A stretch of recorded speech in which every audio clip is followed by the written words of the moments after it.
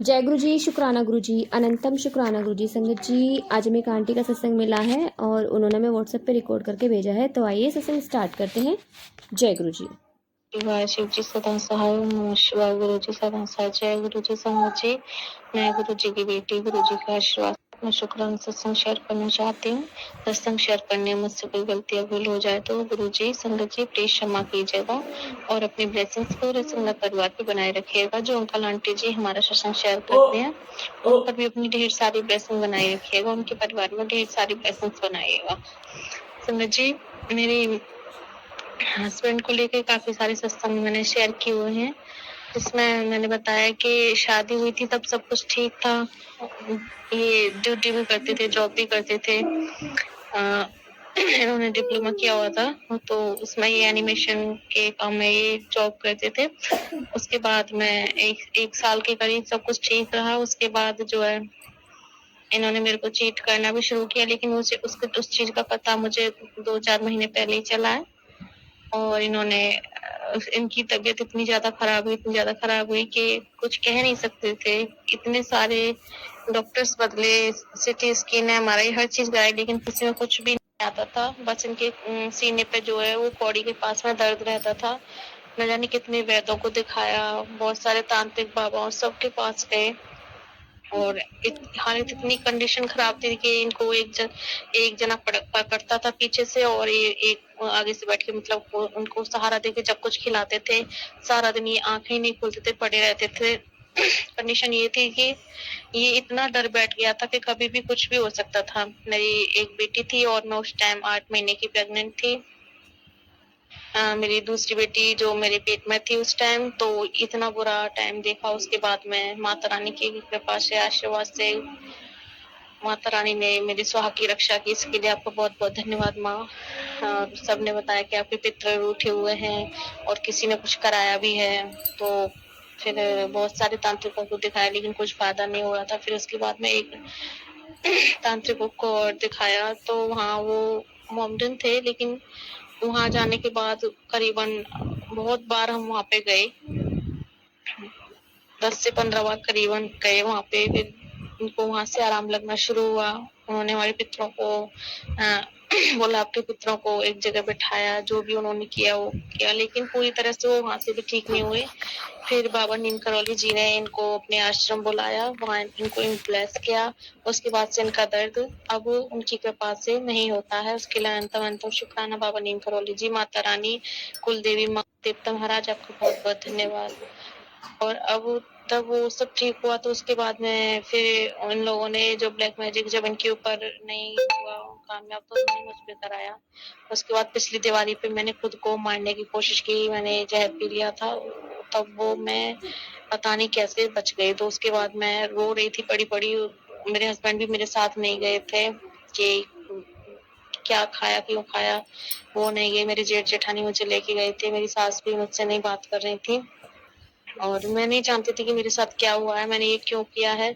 But गुस्सा इतना चढ़ा था कि छोटी सी कोई झगड़ा हुआ था मेरे सास के और मेरे बीच में। झगड़ा भी नहीं हुआ था, एक नॉर्मल बात हुई थी कि आप ये सामान रख दो। उन्होंने बोला मैं नहीं रखूंगी, तुझे जो करना कर, मैं काम से हाथ नहीं लगाऊंगी। उन्होंने इस तरह से बोला और मैं सुबह से काम में लगी हुई थी।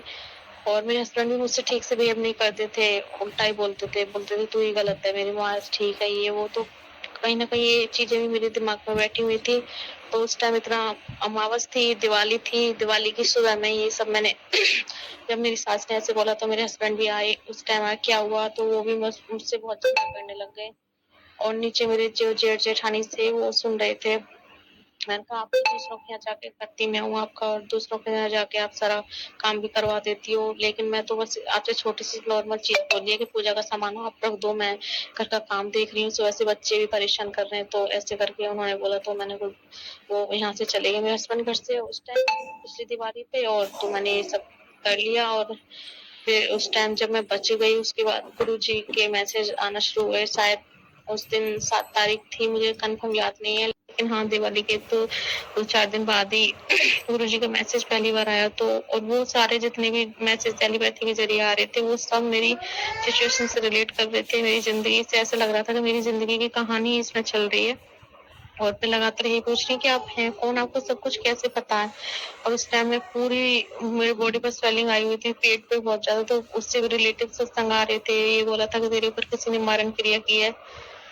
और वो जब गुरुजी ने मुझे मेरा हाथ पकड़ा और मुझे उस दर्द से बाहर निकाला, उसके बाद मैं अपने मायके चली गई। वहाँ भी मैंने मम्मी और अपनी सिस्टर को बताया गुरुजी के बारे में, वो भी उनकी संगत बन गई। मेरी मौसी जी की बेटी, वो भी उनकी संगत बन गई। सभी गुरुजी को मानते हैं। मेरी ससुराल में सिर्फ मैं ही गुरु से जुड़ी हुई हूँ। गुरुजी ने मुझे जोड़ा खुद से। वो चीज़ उनके असर नहीं हुई कि मेरे हस्बैंड पे मारण किया कि वो विफल रही, उसके बाद मुझ पे मारण किया कि मेरे बच्चों पे मारण किया कि घर में बहुत ज़्यादा नेगेटिविटी फैलाई। आए दिन अभी मुझे लाल धागे, कभी कुछ, कोई ना कोई चीज़ें, कभी खून के छींटे, कुछ ना कुछ आए दिन देखने को मिलता है घर में। कभी कोई बताशे लग जाता है लगातार घर, वो भी 3-3 बताशे लगातार 7-8 दिन लगातार मुझे मिले। नहीं जानती कौन कर रहा है, लेकिन गुरुजी तो सब जानते हैं।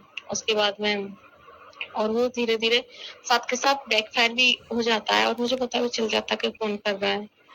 यकीन नहीं मानेंगे संगत जी कि जो मेरा अपना खून है वो ही मुझे दगा दे रहे हैं। उसके बाद फिर मेरे हस्बैंड को वशीकरण किया कि वो और लड़कियों और लेडीज़ों के पीछे चले आए, ये सब भी हुआ। ये दर्द भी मैंने झेला है और अभी भी मुझे कहीं न कहीं लग रहा है कि आज भी वो कहीं न कहीं किसी और के साथ फँसे हुए हैं।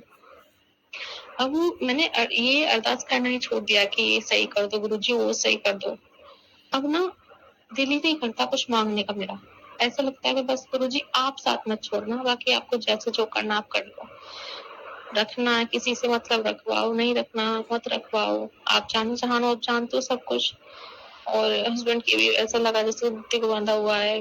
मैं जिस काम के लिए मना करती हूँ, मेरी कसम खाते हैं कि नहीं करूँगा और वही काम वो करते हैं। कसमें तो इतनी झूठी बहुत खाते हैं, बच्चों की, मेरी सबकी खा जाते हैं, देवी मैया की, सबकी कसम खा जाते हैं। बस यही अरदास है कि उनके साथ कुछ गलत ना हो। अगर उनके साथ कुछ गलत हो रहा है गुरुजी, मान लो कि कोई ब्लैक मैजिक किया है, किसी ने कोई वशीकरण, उनकी बुद्धि बंधन किया है, तो आप उन्हें सँभालिए। मैंने उनको अपने आप को, इस रिश्ते को आपके हवाले छोड़ दिया, अपने बच्चों को, घर को, सब कुछ। अब डर नहीं लगता गुरुजी के घर बिगड़ेगा, बचेगा। मुझे आज भी सुबह में वो काफ़ी टाइम से ट्रेडिंग में कुछ कर रहे हैं पैसे इन्वेस्ट, तो मैंने कहा आप ठीक से पहले इसकी नॉलेज ले लो, कहीं ऐसा ना हो कि आपके पैसे भी डूब जाएँ। उनके एक फ्रेंड थे, उससे रिलेटिव गुरुजी ने सत्संग भी सुनवाए थे कि आंटी जी के ट्रेडिंग के ज़रिए बहुत सारे कर्जा भी हो गया था, पैसे भी डूब गए थे। तो मैंने उनसे यही बोला कि आप पहले क्लासेस ले लो, तो बोलते ठीक है मैं क्लासेस ले लूँगा। एक दिन वो गए, दूसरे दिन ऐसा ही करते हैं। एक दिन वो क्लास की बोल के जाते हैं, मैं नहीं जानती वो क्लास कोई जाते हैं, कहीं और जाते हैं, कुछ पता नहीं, कोई कुछ नहीं बताते और पता नहीं किससे मिलने जाते हैं, पता नहीं किससे मिलने जाते हैं, क्लास में नहीं जाते हैं। तो एक दिन गए, फिर वो आ गए। उसके बाद दूसरे दिन मैंने कहा जानी नहीं है क्या? तो मैंने सुबह उठाया उनको, तैयार हो गए अच्छे से और रात को ही मैंने उनको बात करते सुना था अपनी फ्रेंड से कि मैं क्लास नहीं लेना चाहता और मैं यूट्यूब वीडियो देख के क्या कुछ हो सकता है, अगर हो सकता है तो मैं यहीं से क्लास ले लूँगा, थोड़ा बहुत नॉलेज मुझे इसके बारे में है। तो उन्होंने क्या है कि वो सामने से तो उन्होंने बोला नहीं कि मैं कोचिंग नहीं करना चाहता हूँ अब।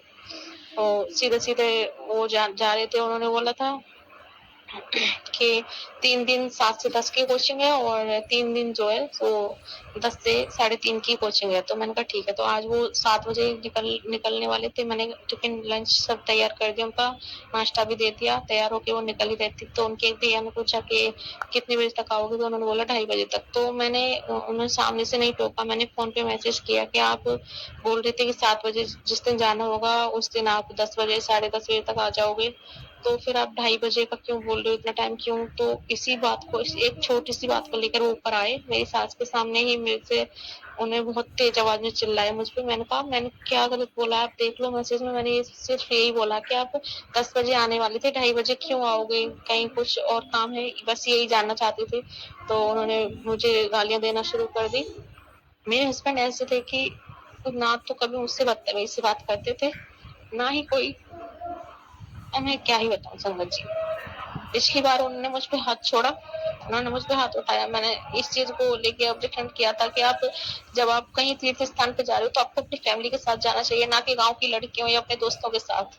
तो इस चीज़ को लेके मैंने उनसे बोला 1-2 चीज़ें कि आप उनके साथ क्यों गए थे? लड़कियों के साथ आप फ़ोटो खिंचा रहे हो और ये भी नहीं कि आप खिंचा रहे हो तो मुझे तो दिखाना चाहिए कि हाँ, भई ये लोग गए। ऊपर से मुझसे झूठ बोल रहे हो कि मैं सिर्फ़ अपने दोस्त के साथ हूँ, मेरे साथ और कोई नहीं, जबकि 2 लड़कियाँ और उनके दोस्त और उनके साथ में 2 लड़कियाँ गाँव की ही और थी। तो इस चीज़ का मैं क्या मतलब निकालूँ?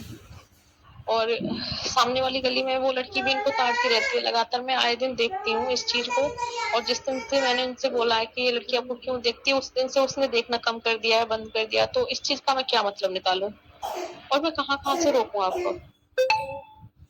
गुरु जी के ऊपर छोड़ा, ये शादी भी मेरी मर्जी से नहीं हुई थी, मैंने माता रानी के ऊपर छोड़ा था। माँ, आपको अगर लगता है ये रिश्ता सही है, सब कुछ सही है, तो आप प्लीज आपके ऊपर छोड़ा, जो मेरे सही हो आप वो कीजिए। और फिर से वही बोल रही हूँ गुरु जी, माता रानी, आज भी बहुत सारी उल्टी सीधी गालियां दी की, और बोले इसको छोड़ के आऊंगा। तो मेरी सास बोली क्यों छोड़ के आएगा, बिल्कुल नहीं जाएगी ये कहीं। तो मेरी सास हमेशा मेरा पक्ष लेती है। मैं नहीं जानती कि वो सामने से अंदर से भी सेम ही है, लेकिन सामने से वो मेरा पक्ष ही लेती है, अपने बेटे को डांटती है। इस चीज की बहुत बड़ी कृपा है गुरु जी की मुझ पे। और मन तो करता है कि चली जाऊं, लेकिन फिर सोचती हूँ वहां कितने दिन रहूंगी। वहां भी तो सब मम्मी पापा के लिए बोलेंगे कि कुछ ना कुछ प्रॉब्लम है। मम्मी पापा को वैसे शर्म लगती है, भाई कुछ करता नहीं है, कमाता नहीं है, वो भी मेरे यहाँ पे फिलहाल कोचिंग करने आया, लेकिन वो भी बैग फेंका और उसे कोई मतलब नहीं पढ़ाई लिखाई से। ना उसे ये कि मेरे दो बहन और बिना शादी नहीं हुई है, दो बहन कुंवारी और हैं, घर का खर्चा है, पापा के लिए कब तक देखेंगे, और खुद भी शादी के लायक है, वो खुद नहीं देख रहा है। तो मैं किसके ऊपर जाऊं वहां पे, अपने पापा का बोझ बनने थोड़ी ना। अब तो गुरु जी के ऊपर छोड़ दिया। गुरु जी, आपको जैसी जिंदगी करनी है आप कर दो, मारना है मार दो, बचाना है बचा लो, रिश्ता खराब करना है खराब कर लो, सही करना है सही कर लो, जैसे आपको जीवन देना है वैसे दे दो, जैसा आप दोगे वो सब शर्म आती है। अपने पति को, अपने आप को, बच्चियों को, सब कुछ आपके श्री चरणों में छोड़ा है। आपको जैसे करना है वैसे करो। आज उन्होंने जब गालियां दी तो एक गुरूर था, ये भी था पहले तो कि मेरा पति मुझसे बदतमीजी से बात नहीं करता, तो उन्होंने गाली दे के भी बात की। एक गुरूर था कि मेरे पति ने 5 साल में आज तक कभी हाथ नहीं उठाया, तो उसने हाथ भी उठाया। तो गुरु जी एक एक करके सारे गुरु तोड़े। एक ये गुरु था कि मेरे पति ने मुझसे लव मैरिज की है, न जाने कितनी लड़कियों को रिजेक्ट किया है मेरे पीछे, वो सिर्फ मुझसे प्यार करता मेरा है। तो उन्होंने दिखाया कि एक से नहीं, न जाने कितनी से लगे हुए हैं, कितनी लड़कियों के पीछे। और अभी भी मैं इस चीज की बोलती हूँ कि दोस्तों का साथ छोड़ दो, वो गलत इंसान है। आप अपना कमाई पे ध्यान दो। 10 लाख का कर्जा है हमारे ऊपर, तो वो भी ब्याज पर, हम कहाँ से देंगे, हमारे हिस्से की एक बीघा जमीन बिक जाएगी।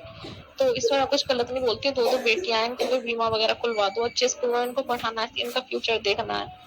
और इनका ये भी, उनको ये लगता है कि मैं सारी बातें जहर है उनके लिए, और मैं जो भी बोलती हूँ गलत बोलती हूँ, हमेशा उन पे शक करती हूँ।